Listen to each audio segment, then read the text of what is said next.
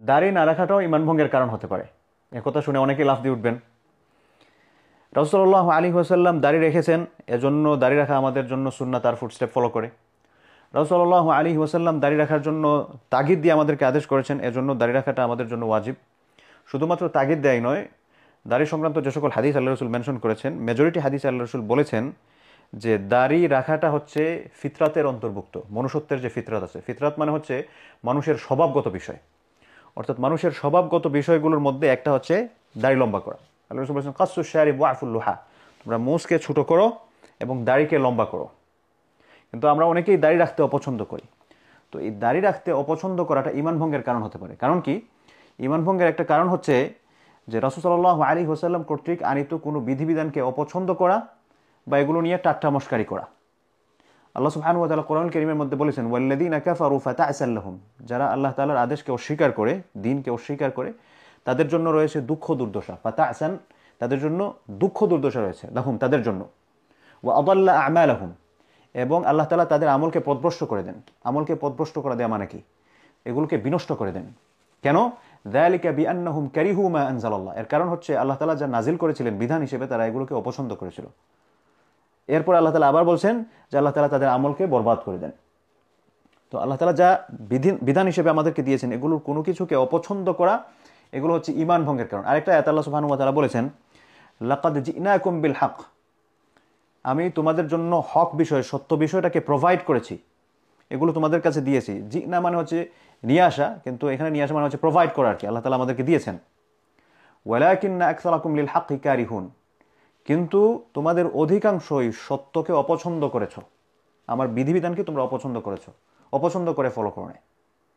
তো আমাদের মধ্যে অনেকেই আছেন দাড়ি রাখতে পছন্দ করেন না। অনেক বোনেরা আছেন তাদের হাজব্যান্ডের দাড়ি থাকুক, তারা এটা পছন্দ করেন না। আমি এরকম অনেককে দেখেছি, নামাজ টামাজ পড়েন বা অন্যান্য বিষয়গুলো প্র্যাকটিস করার চেষ্টা করেন, কিন্তু দাড়ি রাখেন না। আমার একজন ভাই, ওনার সাথে আমার খুব ক্লোজ সম্পর্ক, উনি একদিন আমাকে বলেছিলেন যে দাড়ি রাখেন না, কারণ হচ্ছে ওনার ওয়াইফ এটা পছন্দ করেন না।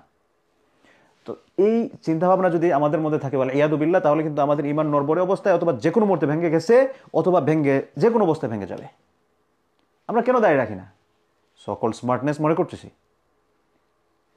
আপনি যেটাকে স্মার্টনেস মনে করতেছেন, এটা হচ্ছে মনুষ্যত্বের যে স্বভাব আছে, মনুষ্যত্বের ফিতরত বিরোধী, মনুষ্যত্বের স্বভাবজাত বিরোধী কাজকে আপনি স্মার্টনেস মনে করা শুরু করেছেন। স্মার্টনেসের কথা আসলো, আমরা স্মার্টনেসের সংজ্ঞা কার কাছে গ্রহণ করি? দুনিয়াবি যে সৃষ্টি জগৎ আছে বা আমাদের যে সোসাইটি আছে, বা সো কল্ড আমরা যাদেরকে আইডল বানিয়ে রেখেছি, অ্যাক্টর অ্যাক্ট্রেস বা প্লেয়ার্স যাদেরকে আমরা ফলো করতেছি, তাদেরকে। প্রিয় ভাইরা আমার, একটু চিন্তা করে দেখুন তো, স্মার্টনেসের সংজ্ঞাটা আমরা কোথা থেকে নিব? এরকম মনগড়াভাবে নিজেরা তৈরি করব, নাকি যিনি আমাদেরকে তৈরি করেছেন তার কাছ থেকে নিব? কারণ যিনি আমাদেরকে তৈরি করেছেন তিনিই তো ভালো জানবেন যে কোনটা আমাদের জন্য স্মার্টনেস এবং কোনটা আমাদের জন্য স্মার্টনেস নয়। তিনি আমাদেরকে একটা রূপরেখা দিয়েছেন, আমাদের মডেল দিয়েছেন, কাকে আমরা আইডল হিসেবে গ্রহণ করব, কাকে আমরা ফলো করব। সেই মানুষটা কি? সেই মানুষটা শুধুমাত্র সাধারণ মানুষ নয়, বরং আল্লাহ তাআলার যে সৃষ্টি জগৎ, এই সৃষ্টি জগতের মধ্যে সর্বোত্তম সৃষ্টি।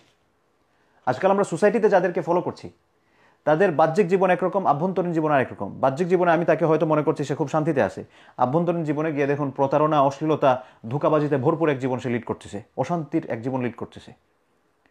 কিন্তু আপনি যাকে আমাদের ফুটস্টেপ হিসেবে বা আইডল হিসেবে গ্রহণ করা দরকার, তার বাহ্যিক এবং আভ্যন্তরীণ জীবন যদি আমরা দেখি, প্রত্যেকটা মুহূর্ত হচ্ছে আদর্শ মুহূর্ত এবং স্বর্ণের চেয়েও দামি।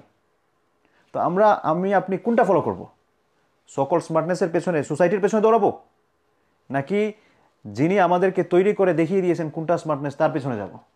আনসার আমাদের সবারই জানা থাকা দরকার। আচ্ছা, এখানে আরেকটা বিষয় হচ্ছে, আমরা যদি স্মার্টনেসের সংজ্ঞাটা সোসাইটি থেকে নেওয়া শুরু করি, বাংলাদেশের প্রেক্ষাপটে স্মার্টনেস একটা, এখানকার প্রেক্ষাপটে স্মার্টনেস দেখবেন আরেকটা। আমরা যদি একটু ড্রেস আপের কথা বলি, বাংলাদেশের ড্রেস আপ এখন স্মার্টনেস বা সো-কল্ড আধুনিকতার ড্রেস কোনটা? টাইট ফিট ড্রেস, ঝাঁকজমকপূর্ণ টাইট ফিট ড্রেস, এবং শরীরের কিছু অঙ্গ প্রত্যঙ্গ দেখা গেলেও ভালো, এবং এটার পরিমাণটা আস্তে আস্তে বাড়তেছে। আর এখানে হচ্ছে আপনি যত বেশি কম কাপড় পরতে পারেন, এখন তো ঠান্ডা আসার কারণে যাই হোক মাশাআল্লাহ মোটামুটি সবাই একটু ড্রেস আপ ভালো করে করেন, কিন্তু সামার আসলে যে অবস্থা, যত কম ড্রেস পরা যায়, এটাই তো স্মার্টনেস। তো এরকম আমি যদি মানবরচিত স্মার্টনেসের সংজ্ঞা নিতে চাই মানুষদের কাছ থেকে, তাহলে এক এক জায়গায় এক একটা স্মার্টনেস, আপনি কোনটা ফলো করবেন? তো একজন ইমানদারের স্মার্টনেসের সংজ্ঞার জায়গাটা হবে আল্লাহ সুবহানাহু ওয়া তাআলা যেটাকে স্মার্টনেস বলেছেন তার রাসূলের মাধ্যমে। তো আমরা আলোচনায় ফিরে আসি। তো উসুলটা হচ্ছে যে আয়াত থেকে গিয়েছিলাম, ইন্না মাআকুম ইন্নামা নাহনু মুস্তাহজিউন। মুনাফিকরা বলেছিল যে আমরা তো তোমাদের সাথেই, কাফেরদের উদ্দেশ্য করে আমরা তোমাদের সাথেই আছি, মুসলমানদের সাথে তো ঠাট্টা মশকারি করতে গিয়েছিলাম। তো ইসলামের কোনো বিষয়কে ডিসলাইক করা বা ঠাট্টা মশকারি করা, এটা হচ্ছে ঈমান ভঙ্গের কারণ। ঠাট্টা মশকারি সম্পর্কে একটা আয়াত মনে পড়লো, আল্লাহ তাআলা বলছেন, কুল আবিল্লাহি ওয়া আয়াতিহি ওয়া রাসূলিহি তাস্তাহজিউন। নবী আপনি বলে দিন, তোমরা কি আল্লাহ তাআলার ব্যাপারে, আল্লাহ তাআলার যে সকল নিদর্শনাবলী তিনি পাঠিয়েছেন এগুলোর ব্যাপারে, অথবা তার রাসূল এর ব্যাপারে, রাসূল কর্তৃক আনিত কোনো কিছু এগুলোর ব্যাপারে তোমরা কি ঠাট্টা মশকারি করছো? লা তা'তাযিরু, ছলনা করো না, অ্যাক্টিং করো না। কাদ কাফারতুম বা'দা ঈমানিকুম, তোমরা ঈমান আনার পর কাফের হয়ে গেছো, ঈমান আনার পর কুফরি করে ফেলছো, এই যে এগুলো ডিসলাইক করে এবং ঠাট্টা মশকারি করে। এই বিষয়গুলো কিন্তু ছোট বিষয় নয়। ইসলামের কোনো বিষয় কেউ যদি পালন না করেন, মনে করেন যে না আমার ভুল হচ্ছে, গুনাহ হবে, ঈমান ভাঙবে না। কিন্তু এটাকে যদি ডিসলাইক করেন, এটাকে যদি অপছন্দ করেন, ঠাট্টা মশকারি করেন, ঈমান ভেঙে যাবে।